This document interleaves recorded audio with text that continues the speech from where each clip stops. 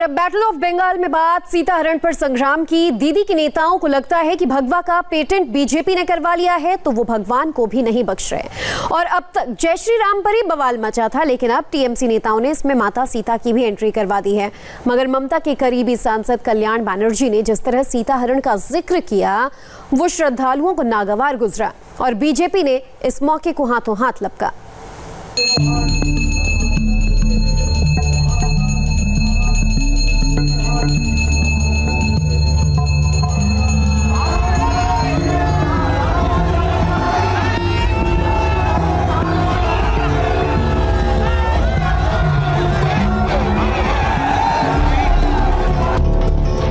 राम नाम की लूट है, लूट सके तो लूट।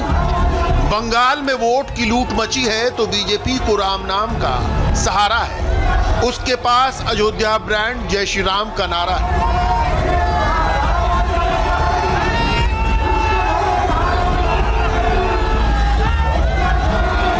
बीजेपी का रोड शो हो, रैली हो या जुलूस, बंगाल में जय श्री राम की गूंज सुनाई देते ही बीजेपी की मौजूदगी का, भगवा लहराने का एहसास हो जाता है।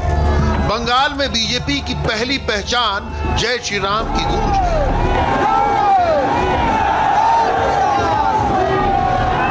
बीजेपी का मंदिर प्रेम कैसा है बताने की जरूरत नहीं। बंगाल अपने तमाम सेकुलर अप्रोच के बावजूद कितना धार्मिक है सब जानते हैं। बंगाल में कहावत मशहूर है, 11 मास 13 पूजो। बंगाल शक्ति की पूजा करता है, देवी दुर्गा की पूजा करता है, काली की पूजा करता है।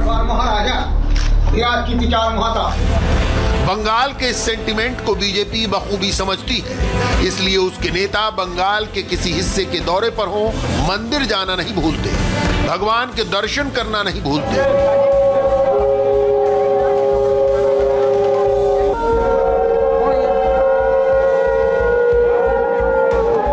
बीजेपी अध्यक्ष जेपी नड्डा की वर्धमान यात्रा को ही देखिए।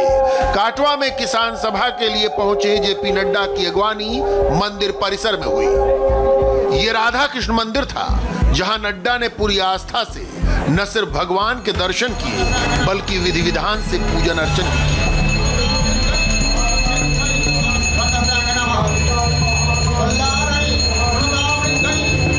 जेपी नड्डा ही नहीं, उनके साथ पार्टी के स्थानीय नेताओं ने भी मंदिर में विधिवत पूजा की। स्थानीय ग्रामीण जनता के दिल में जगह बनाने की ये बीजेपी की कारगर रणनीति है।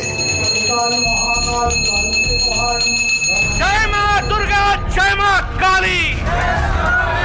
अपनी रैली की शुरुआत भी नड्डा ने मां दुर्गा की जयकार के नारों के साथ की। जय मां दुर्गा, जय मां काली।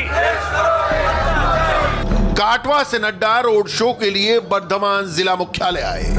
रोड शो और दूसरे कार्यक्रमों में उन्हें देर हो गई, मगर नड्डा वर्धमान के मशहूर सर्वमंगला मंदिर जाना नहीं भूले। सर्वमंगला मंदिर में भी नड्डा ने पूरे विधि विधान से पूजा की। पूजा को पूरा समय दिया। दिन भर के व्यस्त कार्यक्रम की थकान इस दौरान नड्डा के चेहरे पर कहीं नजर नहीं आई। नड्डा ही क्यों, गृह मंत्री अमित शाह अपने पिछले बंगाल दौरे में आए तो मंदिर गए। मिदनापुर में उन्होंने 538 साल पुराने मां सिद्धेश्वरी मंदिर के दर्शन किए।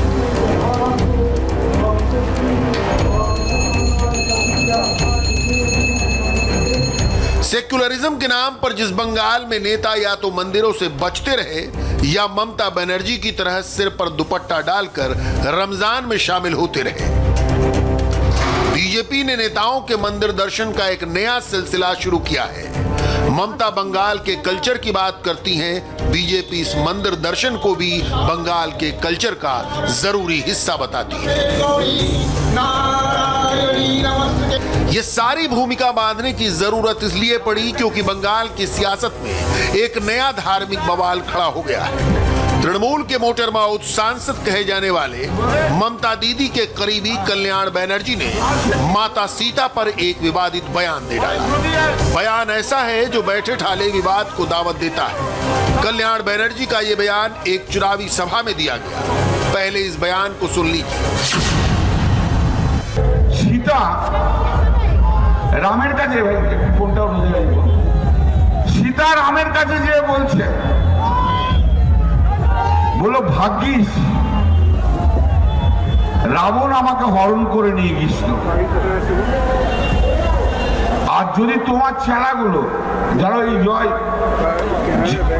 বলে, হ্যাঁ লাল ফেট্টি হলুদ গেরুয়া ফেট্টি বলে, যদি তোমার ছেলেগুলো যদি আমাকে হরণ করে নিয়ে যেত, তাহলে আমার উত্তরপ্রদেশে হাথরাসের ধর্ষিতা মেয়েটার মতো অবস্থা হবে। कल्याण बनर्जी बीजेपी की आलोचना करने के उत्साह में भूल गए कि वो क्या बोल रहे हैं। अगर भगवाधारी चेले राम के ही होते तो सीता का हरण कैसे करते? हरण तक फिर भी गनीमत थी, मगर हाथरस से उसकी तुलना करने की जरूरत क्या थी? बंगाल के चुनाव में अब श्री राम के बाद माता सीता की एंट्री हो गई है, और ये एंट्री हुई है एक विवाद के रूप में। टीएमसी के एमपी कल्याण बनर्जी ने माता सीता को लेकर एक विवादास्पद बयान दिया है, जिसके बाद बीजेपी ने कहा है कि ये हिंदुओं की भावनाओं को आहत करने वाला बयान है। दरअसल टीएमसी के सांसद कल्याण बनर्जी ने कहा कि अच्छा हुआ सीता माता का अपहरण रावण ने किया था, अगर तुम्हारे चेलों ने किया होता तो माता सीता का हाल हाथरस विक्टिम जैसा होता। और इस तुलना के बाद बीजेपी टीएमसी पर हमलावर हो गई है और कह रही है कि तुष्टीकरण की राजनीति की वजह से ये बयान दिया गया है, ताकि हिंदुओं के खिलाफ के वोट इकट्ठे किए जा सकें। और अब जब जय श्री राम के नारे पर बंगाल में बहस चल रही थी, बीजेपी का आरोप है कि माता सीता का इस तरह अपमान कर हिंदुओं की भावनाओं को टीएमसी ठेस पहुंचा रही है।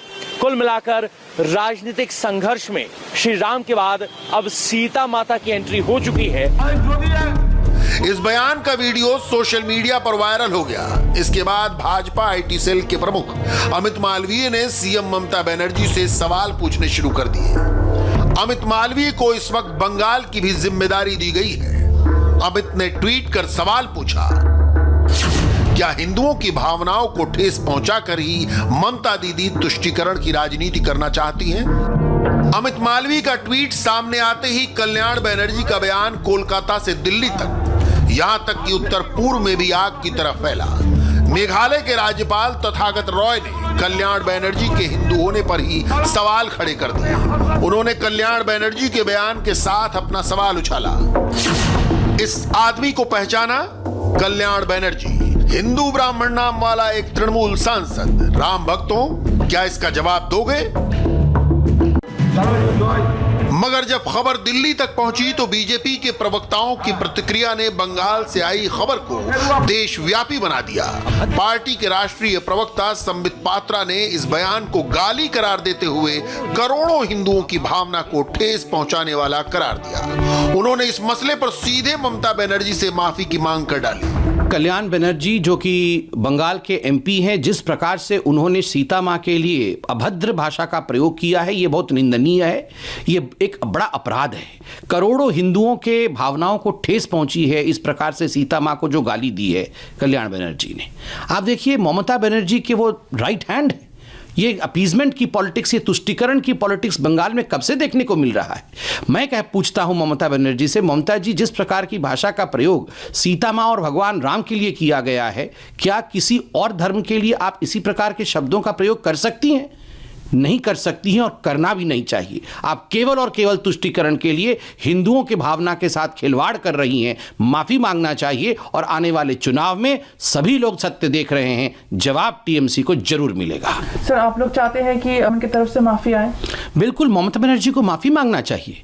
करोड़ों लोग हिंदू धर्म के उपासक हैं, करोड़ों लोग हिंदू धर्म को मानते हैं। ऐसे में सीता मां के लिए इस प्रकार के शब्दों का प्रयोग करना कि सीता माता कह रही हैं कि मैं तो सौभाग्यवती थी जो मुझे रावण ने एब्डक्ट किया, रावण ने किडनैप कर लिया। अगर राम भगवान के भक्तों ने और चेलों ने मुझे एब्डक्ट किया होता, मुझे किडनैप किया होता, तो मेरी वही हालत होती जो हाथरस की विक्टिम की हुई। ये माँ सीता के प्रति किस प्रकार का स्टेटमेंट है? ये भगवान राम के प्रति, भगवान राम के भक्तों के प्रति किस प्रकार का वाक्य है? ये बिल्कुल नहीं चलेगा। ये एक अपराध है, क्योंकि करोड़ों लोगों के भावनाओं के साथ आप खिलवाड़ कर रहे हैं। ममता जी को इसमें माफी मांगनी चाहिए। तो दूसरे प्रवक्ता नलिन कोहली ने भावनाओं पर ही सवाल उठाते हुए आरोप लगाया कि बंगाल सरकार जय श्री राम बोलने पर लोगों को गिरफ्तार करती है। ये बड़े दुख की बात है कि तृणमूल कांग्रेस के चाहे मुख्यमंत्री हो या उनके वरिष्ठ नेता हो, वहां उस राज्य में कोई जय श्री राम कहता है तो उनको हिरासत में लिया जाता है। सीता मैया के खिलाफ इस प्रकार के अब अपशब्दों का प्रयोग किया जा रहा है। क्या ये उचित है? क्या हिंदुओं की धार्मिक भावनाओं पर ठेस नहीं पहुंचती? इस प्रकार की चीजें नहीं होनी चाहिए। हालांकि कल्याण बनर्जी अपने ऐसे बयानों के लिए कुख्यात हैं।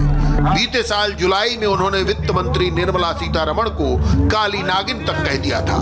बनर्जी अर्थव्यवस्था की आलोचना कर रहे थे, मगर बयान का अंदाज गंवारों से भी गया गुजरा था। लेकिन यहाँ सवाल आस्था का था, माता सीता का था, इसलिए प्रतिक्रिया तीखी हुई बंगाल के आम लोगों में भी। आम आदमी का कुछ नहीं होगा। देखिए, गैस का दाम बढ़ गया, पेट्रोल का दाम बढ़ रहा है, सब भी बढ़ रहा है। सरकारी कर्मचारी जाता रहा, वो लोग तो पैसा मिलता है, किंतु बेसरकारी कर्मचारी को क्या मिलता है? कितना कल कारखाना बंद हो गया। सब कुछ आम आदमी के लिए कुछ नहीं होगा। ये एक नाटक है, सब पार्टी का नाटक है, सब पार्टी का ही नाटक है। वोट का आगे ऐसा होता है, वोट का आगे अब वोट हो जाएगा, अब कोई कुछ का नहीं दिखा।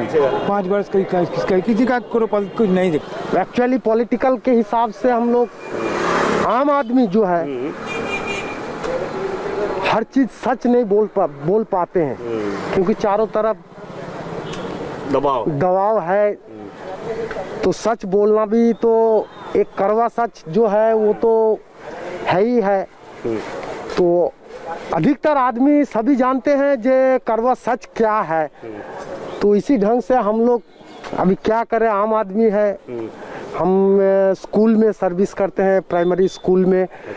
तो इसी ढंग से जैसे चल रहा है, हम लोग भी हाँ पे हाँ मिला के चल रहे हैं। देख रहे हैं तो थोड़ा सा माहौल चेंज होने का प्रकृति में है, बदलाव हो रहा है। क्या होने का चल रहा है प्रयास, तो पता नहीं क्या होने वाला। जो होगा शायद अच्छा ही होगा आने वाला पल। अगर बदलाव होता है तो अच्छा होगा, शायद अच्छा होगा। हमारा तो जमीन नहीं है, हमारा पास कोई पैसा नहीं देगा। आप काम करते हैं खेत में? खेत में काम करेगा, खेत में काम करता है। आप क्या बोलते? क्या बोलेगा साहब, हम लोग गरीब आदमी हैं, किसी काम मिलता है नहीं मिलता है ये हम लोग को मालूम नहीं है। हम लोग को कुछ नहीं मिलता है, गरीब आदमी का भी घर भी नहीं मिलता है, कुछ भी नहीं मिलता है। जो बड़ लोग है उसकी भी मिलता है, जिसका घर है जमीन है उसका घर मिलता है। गरीब आदमी खासे जाएगा है, वो भी कुछ नहीं मिलता है हम लोग को, कोई फायदा नहीं। इसमें कोई दो राय नहीं कि बीजेपी की बंगाल में बढ़ती पैठ ममता बनर्जी के लिए चिंता का सबब है।